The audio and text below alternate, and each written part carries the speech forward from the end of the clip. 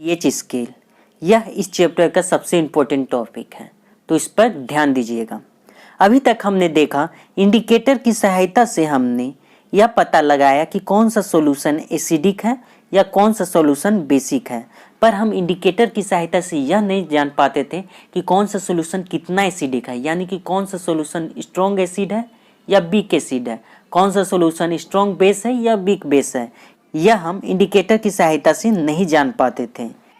इसका मेजर हम pH scale की सहायता से करते हैं, जो कि बहुत सारे इंडिकेटर की सहायता से बनाया गया है। यह क्या करता है? यह एक प्रकार का स्केल है जो मेजर करता है hydrogen ion concentration in a solution, मतलब सॉल्यूशन में हाइड्रोजन आयन के कंसंट्रेशन को मेजर करता है पीएच स्केल। तो ये आपको ध्यान में रखना है। पीएच स्केल में पी का फुल फॉर्म हो गया पोटेंज, जो कि एक जर्मन वर्ड है जिसका मीनिंग होता है पावर यानी शक्ति। तो आपको ध्यान में रखना है पीएच स्केल में पी का फुल फॉर्म हो गया पोटेंज, जिसका अर्थ होता है पावर यानी शक्ति, जबकि एच का अर्थ हो गया हाइड्रोजन, यानी पीएच का अर्थ हो गया पावर ऑफ हाइड्रोजन। ये आपको ध्यान में रखना है। आगे देखते हैं पीएच स्केल। पीएच स्केल का मेजर 0 से 14 तक होता है। यह काफ़ी इंपॉर्टेंट पॉइंट है, आपको ध्यान में रखना है। पीएच स्केल का मेजर 0 से 14 तक होता है, जिसमें 7 मिडिल में होता है, जो कि न्यूट्रल सॉल्यूशन को शो करता है। आपको ध्यान में रखना है 7 जो पीएच स्केल में शो करता है वह न्यूट्रल सॉल्यूशन को शो करता है।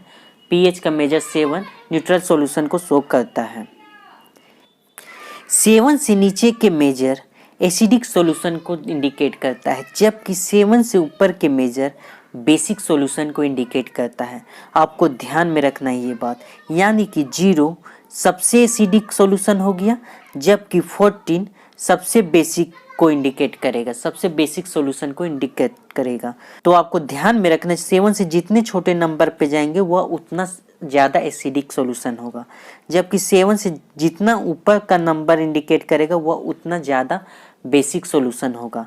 अगर आपके पास दिया जाता है 3 सॉल्यूशन का पीएच, जैसे कि पहला सॉल्यूशन का 0, दूसरा सॉल्यूशन का 1, तीसरा सॉल्यूशन का 2, चौथा सॉल्यूशन का 3, तो आपसे पूछा जाएगा कि सबसे ज़्यादा एसिडिक कौन है। तो सबसे ज़्यादा एसिडिक 0 होगा, उसके बाद 1, उसके बाद 2, उसके बाद 3।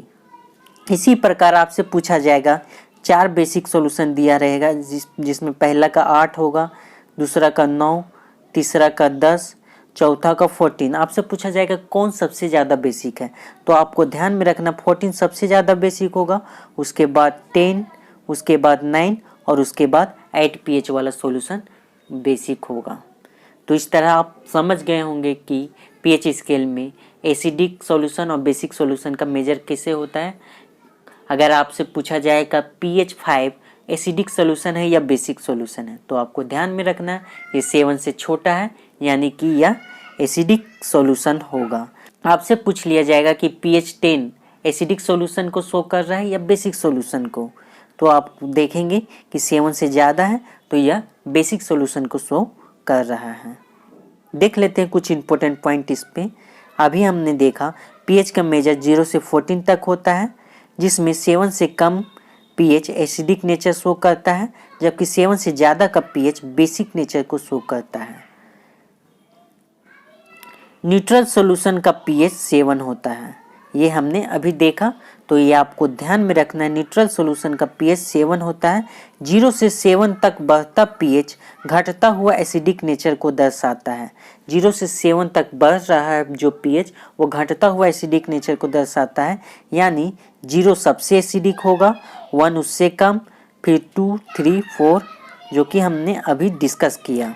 आगे है 7 से 14 तक का pH बढ़ता हुआ बेसिक नेचर को दर्शाता है, यानी 14 सबसे बेसिक होगा, फिर 13, फिर 12, फिर 11, फिर 10। तो ये आपको ध्यान में रखना है। ज़्यादा एसिडिक बोलने का मतलब होता है कि सॉल्यूशन में H+ आयन का कंसंट्रेशन ज़्यादा होना।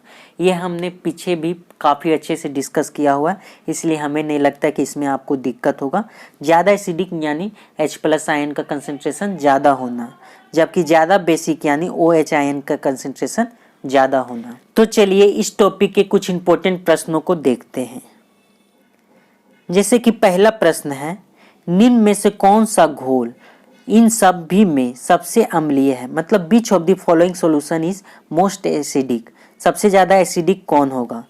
pH 0 का, pH 6 का, pH 1 का, pH 7 का। तो हमने अभी डिस्कस किया था कि जिस सेवन से जितना कम pH होगा उतना ज़्यादा एसिडिक होगा। तो 0 सबसे कम pH हो गया, इसीलिए यह सबसे ज़्यादा एसिडिक होगा। तो इसका आंसर ए हो जाएगा।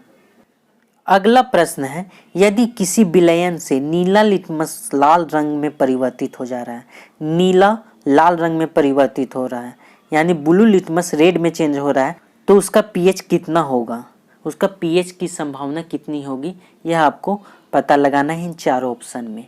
तो आपको पहले ध्यान देना है कि ब्लू लिटमस पेपर रेड में किस में चेंज होता था?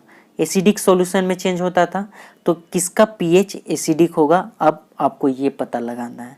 तो 7 न्यूट्रल सॉल्यूशन हो गया, 8 बेसिक सॉल्यूशन का पीएच हो जाएगा, 9 बेसिक सॉल्यूशन का, यहाँ पे डी जो 6 है जो कि एसिडिक सॉल्यूशन का पीएच है। तो इसका आंसर डी हो जाएगा। आप समझ रहे होंगे।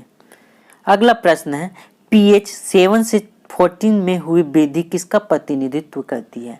7 से 14 में जो पीएच का इंक्रीजमेंट हो रहा है वो किसको रिप्रेजेंट कर रहा है? हमने अभी डिस्कस किया था 0 से 7 तक का पीएच में एसिडिक नेचर डिक्रीज कर रहा है, यानी H+ कंसंट्रेशन डिक्रीज कर रहा है, जबकि 7 से 14 तक में बेसिक नेचर इंक्रीज कर रहा है, यानी कि OH कंसंट्रेशन इंक्रीज कर रहा है। तो यहाँ पे OH कंसंट्रेशन किस में इंक्रीज कर रहा है? Increase in OH concentration. तो इसका आंसर क्या हो जाएगा? सी।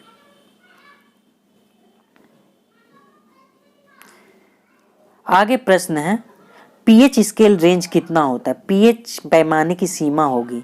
तो अभी हमने पढ़ा, बार बार ही इस बात को हमने डिस्कस किया कि पीएच रेंज की सीमा 0 से 14 तक होती है। तो ये इसका आंसर सी हो जाएगा। अगला प्रश्न है, पीएच ऑफ वाटर। यहाँ पे प्योर वाटर की बात कर रहा है। अगर सिंपली वाटर बोले तो भी आपको समझना है कि वहाँ पे प्योर वाटर की बात कर रहा है, और आपको इस बात को ध्यान में रखना है कि प्योर वाटर न्यूट्रल होता है, उसका पीएच कितना होगा? 7 होगा। तो इसका आंसर क्या हो जाएगा? ए 7। अगला टॉपिक है importance of pH in everyday life. इसको हम नेक्स्ट वीडियो में देखेंगे। इस वीडियो के लिए इतना ही रखते हैं। अगले वीडियो में हम इस चैप्टर को कंप्लीट करने के बाद इसका पीडीएफ आपको टेलीग्राम पर दे देंगे। टेलीग्राम का लिंक इस वीडियो के डिस्क्रिप्शन में दिया गया है, आप टेलीग्राम जरूर ज्वाइन कर लें।